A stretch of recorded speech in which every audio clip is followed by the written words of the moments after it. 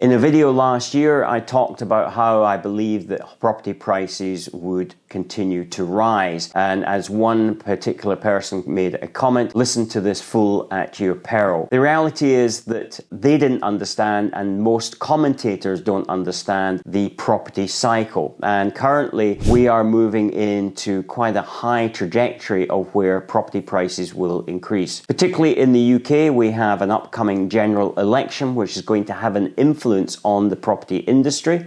Clearly, there are many factors will actually help boost the value of property. The other thing is that we need to look across the Atlantic, across the pond to the US, what is happening there, because as we know, trends that happen there are often tend to be global trends, and therefore they affect us, not necessarily at the same time. So those of us who can think back to the global financial crisis, we will remember that things started collapsing in the US prior to them collapsing here in the UK. So there's a very good reason to actually watch what's happening in the US. And with that in mind, I would like to talk a little bit about what is happening in the US and how I see a correlation to that here in the UK. Fannie Mae, Freddie Mac, who are a government-sponsored agency and is the agency that actually got the US into real difficulty during the subprime crisis of the mid-2000s, is now announcing that they are bringing a product to the market which will actually allow for increased home equity release. And the reason that this is going to be popular is because it's being offered at a lower rate than currently the market offers. It's this typical sort of activity that then leads to the value being put into the land, which is essentially where house prices rise. It's fundamentally the land value that rises as opposed to actually the physical house itself. Yes, the house itself will go up roughly tracked with the rate of inflation in terms of the valuation, but anybody who knows that's bought an older property that requires renovation, that actually devalues over a period of time until you actually sort it by putting further investment in there to bring it back up to its previous new value. And therefore it's the land that actually takes all the additional economic activity, the additional value that goes into the economy. So what happens with equity release is because people have benefited over the last few years with seeing values of their property go up, they're able to then take a proportion out of that, almost like an ATM. So they're using the house like an ATM, and they are actually able to take that money out and then spend it. So this is a new proposal that is coming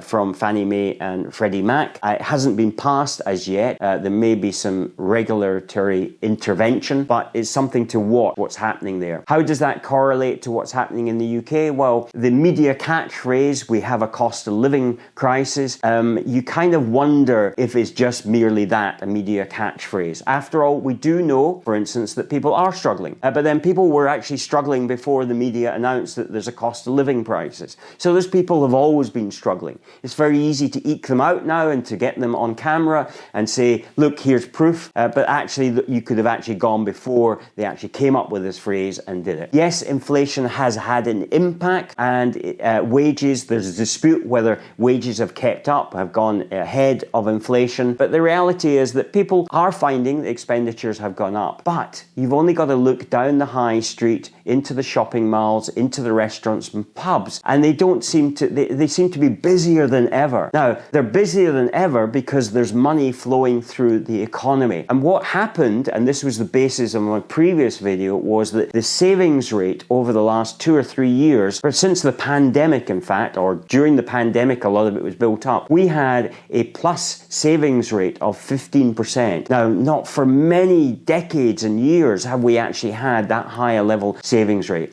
So that money then starts to get spent and filtered into the economy. Once that money starts to run out, the next place that people are going to go to is to home equity releases, because they can then pull money out. Is that a wise strategy? That's not really the basis of what I'm talking about here. What I'm talking about here is what's going to influence house prices going up. And because that money is being released into the economy, we are generally going to have a better feeling. People are going to feel more prosperous. They already feel more prosperous if their house values have gone up. With that money now in their pocket, they're able to then boost the economy. That then leads to a higher confidence, leads to an increase in the stock market, and the general feeling is that we are in boom times, and that will then feed back into the value of the land, which will consequently then push up the house prices. Added to that, a general election in the UK that is almost certainly going to return a Labour government who will be committed to pinning their colours to the mast to say that they're going to improve the lot of people. In other words, get more people onto the housing ladder. So whether a lot of them have early discussions from the Labour Party, and they haven't published at the point of me doing this video their manifesto yet, but what they're talking about in the early days is that they are going to put money into housing. So currently what's happened in the housing market is that particularly in Scotland, we've seen a cutback in social housing. That is going to get refunded again, I suspect, under Labour.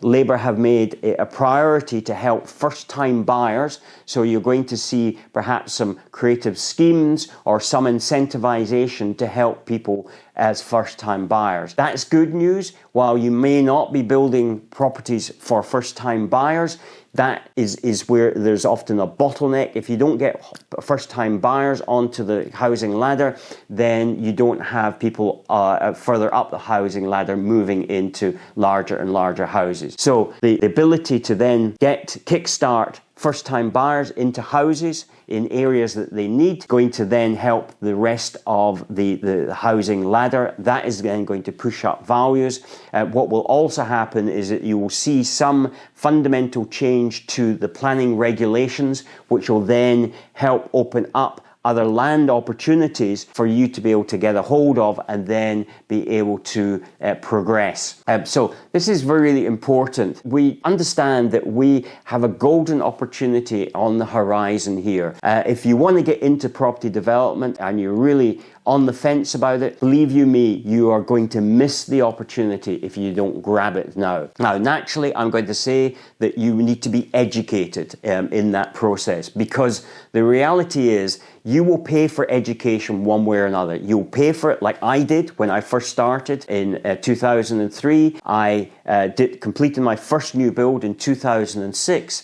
And I made over 100,000 profit from a single property, which was very good and I was very happy with. But looking back, I know that I actually probably made about 25 to 30,000 pounds worth of mistakes. And that's because I didn't educate myself. Now, the reality is there was no opportunity to educate myself because there was no training programs being offered. Today, there are training programs being offered. We offer them. There are other people that offer them. I believe that ours is a really good program, but naturally I would say that. But what I do implore you to do is to make sure you get educated.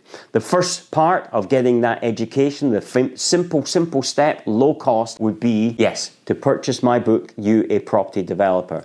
Not only that, you don't have to pay the sticker price of £10. You can get it for just the price of postage and packaging. So do yourself a favor, start that education process, because there's a phenomenal opportunity that you are going to be able to grasp, and the timing is right now. Imagine if you had invested in Bitcoin when nobody was really talking about it, and you could have bought a Bitcoin for 1 unit at £1, and you imagine where that went. We are at that sort of opportunity right now where you have an opportunity to really get involved in property development when we are reaching a real wealth creation period before we actually have any sort of like downturn. That downturn is several years away yet, despite what the media may have you believe. You need to take a hold of this opportunity because I believe the time is right now. Anyway, I hope you found that useful. If you've got any questions, please put them in the comment section below. Remember to subscribe to this channel and like and share this because people really need to hear this message. Take care and look forward to speaking to you next week. Bye-bye.